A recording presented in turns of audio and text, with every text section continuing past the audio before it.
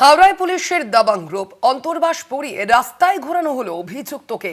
কুখ্যাত ডন আকাশ সিংকে অন্তর্বাস পরিয়ে এইভাবে ঘোরানো হলো। দেখাচ্ছে আপনাদের সামনে সেই ছবি, দেখাচ্ছে একেবারে পুলিশের দাবাং রূপ সামনে এলো আজ।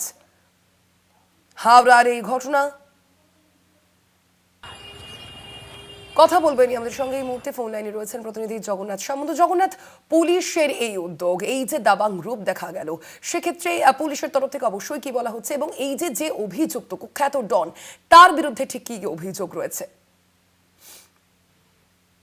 হচ্ছে যে মানুষের মন থেকে ভয় দূর করা, অর্থাৎ এই যে ডন দাবাং যারা মানুষকে ভয় দেখিয়ে গুলি চালানো বোমাবাজির মতন ঘটনা ঘটায়, তারা যে মানুষের মনে একটা আতঙ্ক সৃষ্টি করে রাখে।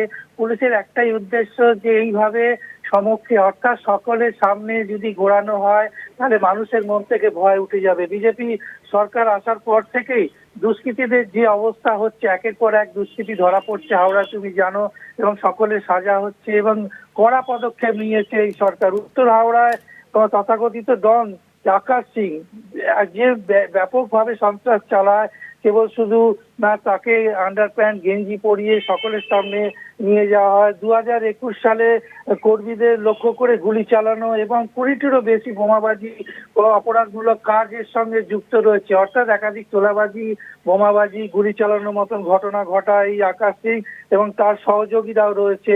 এই তাই পুলিশের হাতে গ্রেপ্তার হওয়ার পরে একদম সবার সম্মুখে অর্থাৎ উত্তর হাওড়ার রাস্তায় যেই এলাকায় এলাকায় সন্ত্রাস ছড়াতো, সেই এলাকায় মানুষের মন থেকে ভয় দূর করার জন্য পুলিশের একটা নয়া পন্থা, অর্থাৎ পুলিশ এইভাবে কোনোদিন দেখা যায়নি। সরকার পরিবর্তন পর পুলিশের এই রূপ দেখা যাচ্ছে যে পুলিশ সাধারণ মানুষের মন থেকে ভয় দূর করার জন্য আকাশ সিংকে একবারে সম্মুখে ঘোরানো হলো এবং বোঝানো গেল যে এই যে যারা সন্ত্রাস করে, যারা ডন এলাকায় নামে যারা সন্ত্রাস করে, তাদের যাতে আর ভয় মানুষ না পায়, পুলিশ সর্বত ব্যবস্থা নিচ্ছে, সেই বিষয়টাই সবার সামনে তুলে ধরা হলো এবং নতুন ধরনের একটা রিয়াকশন এলো সাধারণ মানুষের মধ্যে এবং সবাই এই বিষয়টা উপভোগ করলো। অর্থাৎ এইভাবে যে পুলিশ নিয়ে যাচ্ছে এই বিষয়টা তারা দাঁড়িয়ে দাঁড়িয়ে দেখলাম। প্রচুর মানুষ ভিডিও করেও রেখেছিল যে এই দুষ্কৃতী এবং ডন যারা এলাকায় সন্ত্রাস করে বেড়ায় তাদের আর ক্ষমা করা হবে না, তাদের উপযুক্ত সরকার শাস্তি দেবে,